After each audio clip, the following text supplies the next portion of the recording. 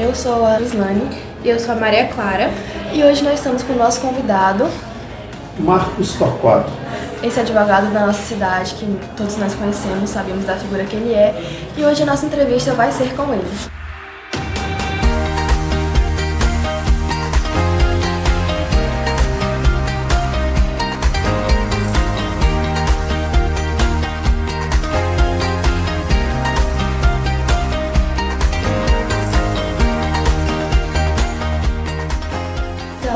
A gente vai começar primeiramente com umas perguntas mais pessoais, mas de início a gente queria saber como foi esse processo de escolha da área de direito.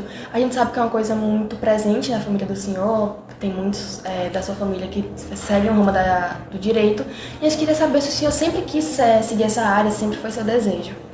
Bom dia ou boa tarde, conforme seja o horário, para os alunos da Escola Ana Noronha, né, a escola pela qual eu sou bastante apaixonado, né? Então, respondendo à sua pergunta, eu até achei interessante você dizer assim que tem muita gente da minha família nessa área. Até eu começar a fazer faculdade de Direito, só havia um advogado antes de mim, que é um tio, e que inclusive se formou, mas nem chegou a exercer a profissão. Então, o que acontece? Eu, desde criança, que eu costumava resolver muitos probleminhas da minha família, algumas coisas mais burocráticas, e eu fui começando a sentir o desejo no meu coração de ser advogado. Eu entendia que se eu estudasse essa área do direito, eu resolveria com mais facilidade aqueles problemas que me vinham às mãos para resolver. Então essa foi uma das razões que fez com que o direito viesse parar nas minhas mãos, ou eu fosse entrando na área do direito. E por essa razão, acabei me tornando advogado. Depois que o senhor decidiu fazer essa faculdade, como foi o processo de escolha da área que o senhor exerceu? Sabe que o direito tem muitas áreas, penal, previdenciário, criminal. Qual foi o processo de escolha? O previdenciário foi algo que o senhor sempre gostou? Pronto, o direito previdenciário ele também veio para as minhas mãos como uma chamada coincidência. Eu não acredito muito em coincidência, mas é o que parece, né? Foi uma coincidência. Eu fazia a faculdade de Direito e, assim como a maioria dos alunos do Direito, eu também sonhava em ser um advogado criminalista. Então eu pensava em ser criminalista. Geralmente as pessoas que começam a estudar Direito, eles pensam mais nos tribunais, eles idealizam fazendo audiências, júri em tribunais ou coisa parecida. Entrando no tribunal, aquela audiência meio de júri. O que acontece? Depois, no decorrer da faculdade, já mais da metade da faculdade concluída, eu fiz a cadeira de Direito Previdenciário e comecei a perceber que essa área atingia muitas pessoas da minha cidade, Parambu, e ajudaria muitas pessoas. Então, eu estudando e as pessoas da minha cidade pedindo, me ajude a me aposentar, eu não consigo me aposentar. E eu comecei a ajudar uma, comecei a ajudar a outra, e ajudando eu ia aprendendo a lidar com o direito previdenciário. De modo que, cada vez que a gente via alguém ganhar um benefício, a gente se emocionava, se empolgava tanto, que a gente tinha a sensação de que a gente estava contribuindo muito para a mudança de vida daquela pessoa. Às vezes uma pessoa que não tinha nem o que comer, ganhava um benefício para a vida toda, quer dizer, ganhava uma garantia de sustento. Então o direito previdenciário, ele está no rol dos direitos fundamentais. Por quê? Direitos fundamentais são aqueles direitos básicos, direito à vida, direito à alimentação. E então, como o direito previdenciário ele proporciona alimento na mesa do cidadão, então eu posso dizer que o direito previdenciário é um direito fundamental do cidadão. E aquela sensação de mudar a vida das pessoas. E ao mesmo tempo, a briga com quem a gente estabelece, né, aquela relação do que se chama de briga, é com a autarquia contra o INSS. Eu não ia nem ter tanto inimigo na minha cidade ou perto de mim. Isso me empolgou e me ajudou muito a escolher essa área para trabalhar maciçamente, embora a gente atua também em outras áreas. Mas a área que eu atuo maciçamente é o direito previdenciário. E aí, cada dia mais eu me apaixono, me empolgo e amo estudar e trabalhar com direito previdenciário. Quais são essas outras áreas que o senhor também atua? Nós também atuamos aqui no direito civil. A gente trabalha direito de família, fazendo divórcio, adoção, em um número menor, mas a gente também atua. Atuo também com reparação de danos morais, né? A gente trabalha muito nessa área de de reparação de danos morais, né? As pessoas que têm a sua moral ofendida, e a gente trabalha, entra às vezes com o processo. Nem sempre eu gosto de entrar com o processo, eu gosto sempre de tentar resolver todas as demandas de modo mais amigável, conciliando. Quando alguém chega e se queixa que alguém ofendeu a sua moral ou coisa parecida, eu sempre gosto de oferecer àquela pessoa a oportunidade de a gente chamar outra parte, conversar e tentar resolver extrajudicialmente, ou seja, fora do judiciário. Porque além da gente evitar de levar mais um processo para afogar o judiciário, que já tem tantos processos, a gente também resolve aquela demanda sem expor muito as pessoas. Porque às vezes essa ofensa moral, ela mexeu com a sua intimidade. Então quando eu vou para a delegacia registrar um boletim de ocorrência, eu vou para o fórum fazer uma audiência, todo mundo fica sabendo, por mais que o processo corra em segredo de justiça, mas as pessoas numa cidade pequena ficam sabendo. Fulano foi para o fórum, foi fazer o quê? Então expõe muito a vida da pessoa.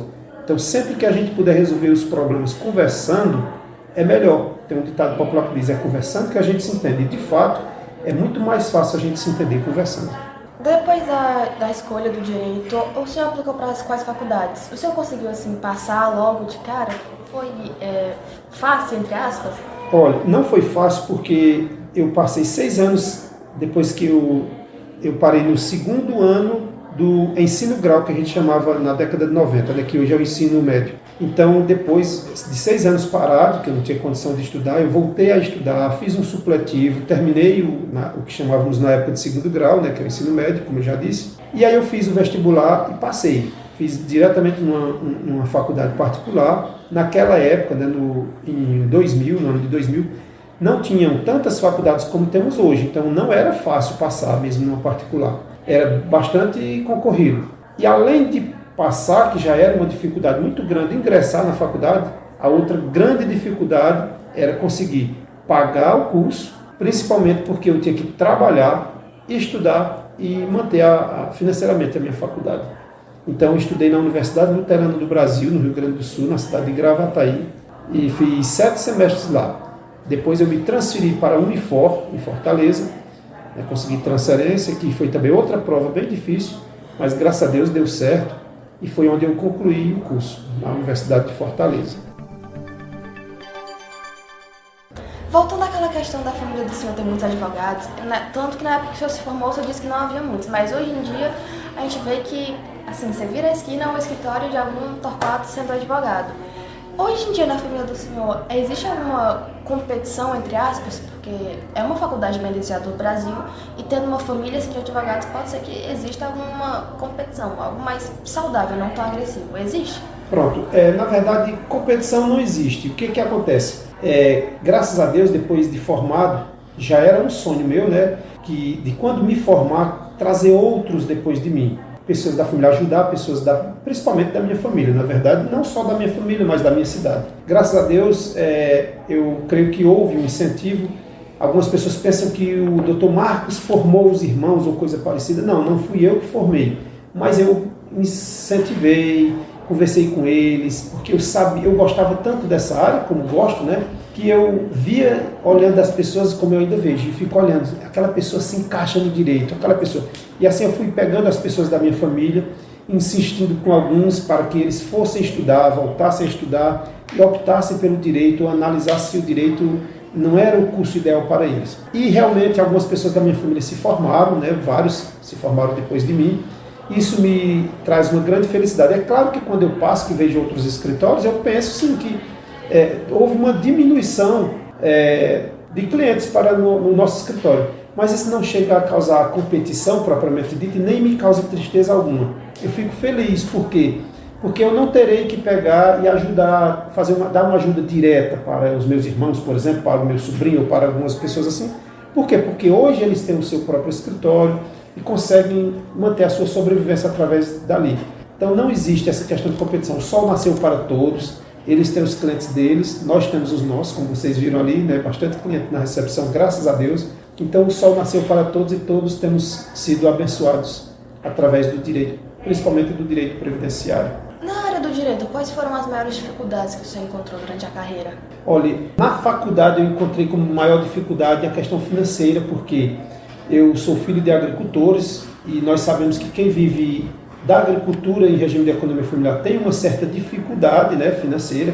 Na verdade, uma certa não, tem uma grande dificuldade financeira. Eu enfrentei isso como maior óbice para fazer a faculdade em si. Já no direito propriamente dito, eu precisava de tempo e eu tinha que trabalhar e precisava ter tempo para estudar, porque o direito requer dedicação, muito estudo. Quando a gente está fazendo a faculdade e depois que a gente termina a faculdade, essa atenção ela precisa ser ainda redobrada, porque agora a gente está lidando com... É como se a gente agora estivesse na vida real, trabalhando com cada processo, com cada cliente, com cada vida, né? Porque, como eu disse, é direito fundamental. Então, se nós ganharmos o processo, embora nós não temos a obrigação de ganhar, mas nós temos a obrigação de trabalharmos com dedicação, zelar, cumprir os prazos para ver o direito do nosso cliente solucionado, né? Nas mãos dele, o direito dele. Então, quando a gente vê isso acontecer, vendo que a justiça foi realizada, foi feita, isso é muito gostoso, isso é muito importante. Agora a gente vai para algumas perguntas mais técnicas da área, mais teóricas, com a Maria Clara. Então, a nossa primeira pergunta era quais são os benefícios previdenciários, além da aposentadoria, que a gente pode acessar e, enfim, outras pessoas que precisam. Pronto, os benefícios mais procurados, eu creio que em todos os escritórios previdenciaristas, é o benefício de auxílio-doença. As pessoas trabalham, né, então são novas ainda, mas elas podem adoecer e, através dessa doença, adquirir uma incapacidade para o trabalho, um impedimento para o trabalho. De modo que, estando impedido para trabalhar e sendo segurado do INSS, elas precisam de um benefício para substituir aquela renda que eles vinham tendo quando trabalhavam. Então, o auxílio-doença é o benefício mais procurado. Também nós trabalhamos com pensão por morte, previdenciária, trabalhamos com auxílio-reclusão, que muita gente faz confusão e diz assim, e até acusam o governo, coisa parecida, ou acusam os sistemas, vamos dizer assim, dizendo, a pessoa é presa e fica recebendo dinheiro. Não, não é que o preso fica recebendo dinheiro, mas se ele era segurado quando ele foi preso, os seus dependentes, em determinados casos, né, vai depender de algumas questões, mas os seus dependentes vão ficar recebendo uma renda enquanto ele estiver preso. Também tem salário maternidade, tem auxílio acidente de trabalho.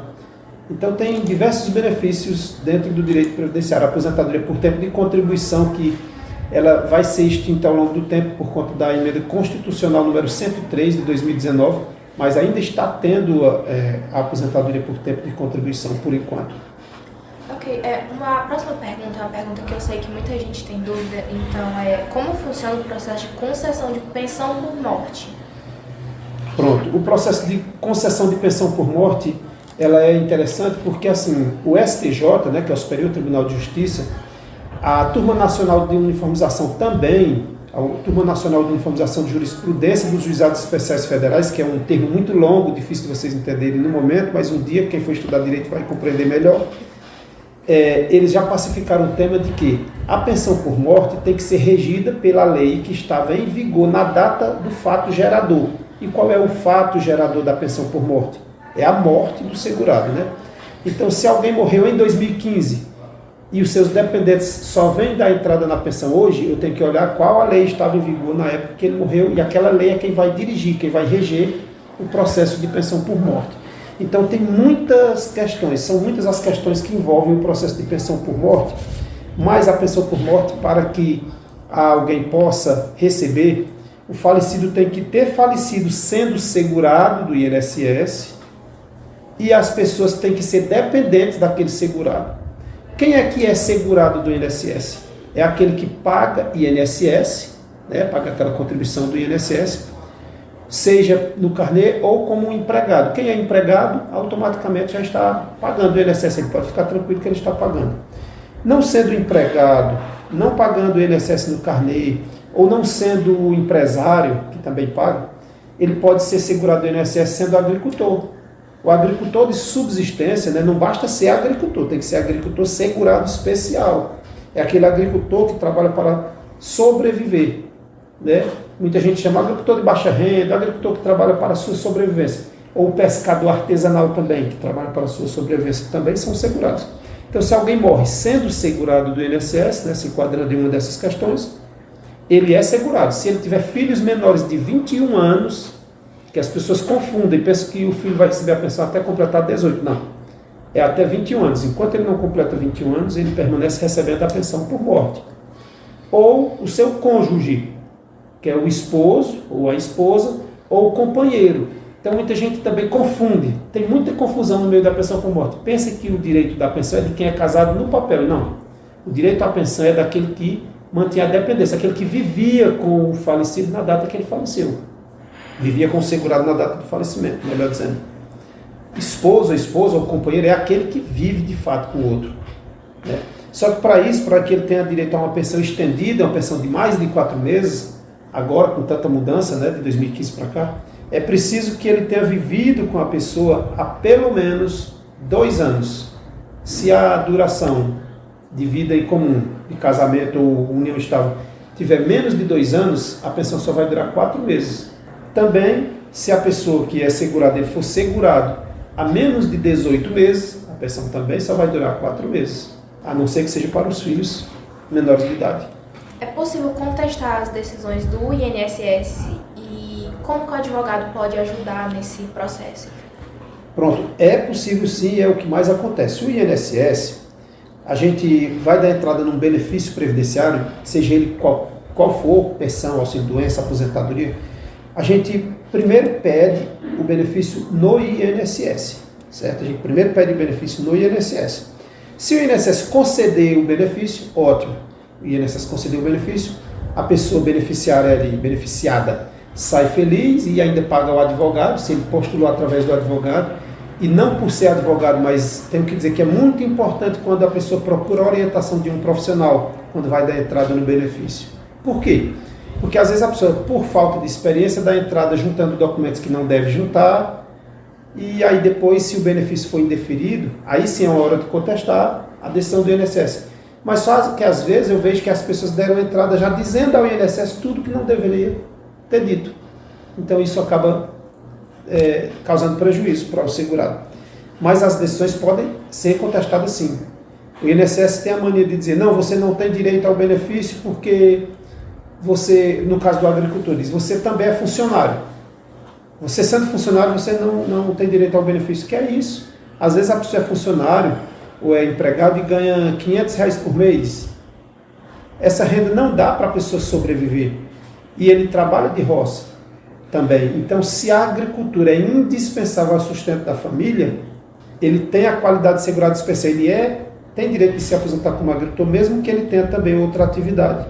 Então, tem todo o direito sim. Então, essas decisões do INSS devem ser contestadas quando elas são contrárias ao direito do cliente, que isso acontece cotidianamente. Ok. Uma pergunta, inclusive, sobre um assunto que o senhor falou. Como que a reforma da Previdência afetou as regras e os benefícios dos previdenciários?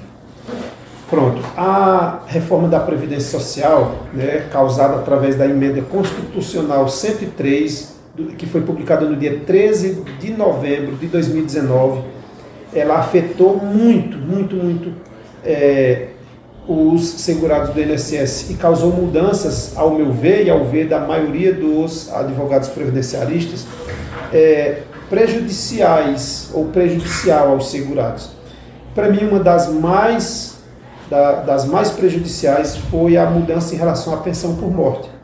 Antes de 2019, o benefício de pensão por morte, claro, de 2015 ela já começou a sofrer algumas alterações, a pensão por morte. Antes disso, o que acontecia? A pessoa que ficava viúva ou viúvo ganhava a pensão e essa pensão já era vitalícia e pronto. Ela era para a vida toda. E era 100% do valor que o segurado, do salário de benefício do segurado. Então veja só, se o salário de benefício do segurado, né, que vinha a falecer, era R$5.000, a pensão por morte era R$5.000. Se a média do salário era aquela do segurado, R$5.000. Hoje ela só é 60% para o segurado e mais 10% hoje ela só é 60% para o dependente, no caso a mulher ficou viúva, ou o homem. Ela só vai receber 60% da média do salário do segurado que faleceu. Quer dizer, é outro prejuízo. Antes era 100%. Ela vai elevar 10% para cada beneficiário da pensão. Se a mulher ficou viúva e tem um filho, ela vai receber 70%. Tem 2 filhos, vai receber 80%. Mas são mudanças muito prejudiciais que a reforma da Previdência trouxe. Inclusive também causando a extinção da aposentadoria por tempo de contribuição, que agora criou uma idade mínima. A mulher só pode se aposentar com 62 anos e o homem com 65. A não ser aqueles que já vinham contribuindo há muito tempo. No caso de um agricultor que não tinha um salário fixo, vivia exclusivamente da agricultura, se ele morre, como fica a questão da quantidade da pensão da esposa? Porque é 60%, mas ele não tinha um salário fixo. Pronto, a pensão é 60%, mas nunca é inferior a um salário mínimo. Então, se os benefícios dos segurados especiais, que são os agricultores aqui na nossa região, ou dos pescadores, eles serão sempre de um salário mínimo.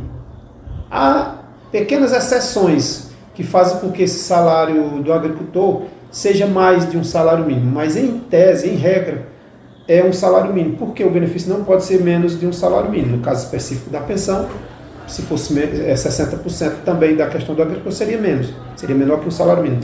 Por não poder ser menor que um salário mínimo, então o benefício quando vem do agricultor será um salário mínimo.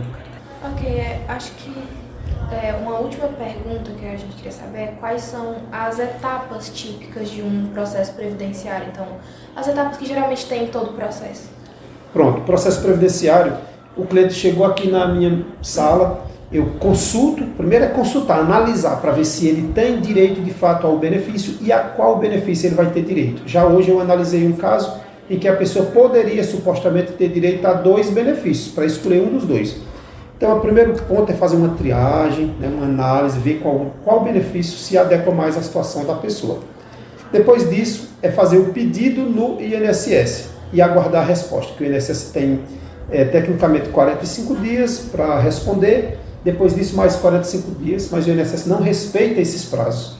Se o INSS passou do prazo e não deu resposta, do prazo que eles teriam para dar resposta e não deu resposta, eu já posso ajuizar, já posso botar na justiça, como a gente diz no linguajar mais popular. Então eu ajuizo o processo, né? Se esse processo o juiz entender que depende de uma perícia, o juiz marca uma perícia. Se o juiz entender que depende de uma audiência, ele marca uma audiência e depois disso o juiz julga a causa. Sempre lembrando que em todos os casos, quando a gente ajuiza um processo, o juiz é obrigado a abrir prazo para outra parte se manifestar, né? Dizer o que tem a contestar em relação ao que nós estamos pedindo. Depois dessa contestação, o processo começa a começar a amadurecer. A gente chama causa madura para julgamento, causa pronta para o juiz julgar. E aí o juiz julga o processo. Se o juiz julgou o processo em favor do segurado que eu estou pedindo, ótimo, eu me conformo. O INSS pode recorrer, né? O juiz abre um prazo para o INSS recorrer, ou qualquer uma das partes recorrer, se ficarem insatisfeitos. A parte recorrendo, o processo é submetido a uma turma recursal ou o tribunal recursal. Lá o tribunal julga novamente o processo, mas não havendo recurso do julgado de primeiro grau, transita em julgado, ou seja, encerra prazo para recurso, e o INSS é obrigado a implantar o benefício no sistema e mandar a carta de concessão e a pessoa começar a receber o benefício. O que o senhor tem a dizer para essas novas pessoas que estão começando o ensino médio agora, ou terminando, ingressando já na faculdade de Direito? O que o senhor tem a dizer para esses novos advogados que serão formados? Pronto, se a pessoa... primeiro caso, não se deve olhar para um advogado e olhar o que ele tem de patrimônio, tentar analisar o patrimônio. Eu vejo muita gente brincar ou até falando sério e dizer assim, eu quero ser advogado porque eu vi que alguém se deu bem nisso. E esse se deu bem, às vezes a pessoa está se referindo à questão financeira. Não é por essa razão que a pessoa tem que escolher um curso de Direito. Todo curso eu penso que a gente deve analisar se está preparado, se vai ter condição de se preparar psicologicamente, né, estruturalmente, para aquele curso. Mas gosto também de dizer assim, não tente fazer apenas aquilo que você gosta, tente gostar daquilo que você faz ou daquilo que precisa fazer. Se a pessoa descobriu a sua vocação para o direito, vá em frente e conte comigo. Se tiver ao meu alcance, eu vou ajudar a ver aquela pessoa formada. Eu tenho todo o prazer de ajudar novos alunos a se formarem em direito. E aí, dentro do direito, não se preocupe que vai ter um campo, vai ter um leque de opções para você escolher depois a área que você vai se adequar. Dentro do direito, você vai ter áreas diversas onde você vai achar colocação e pode sim se tornar um grande ou uma grande advogada.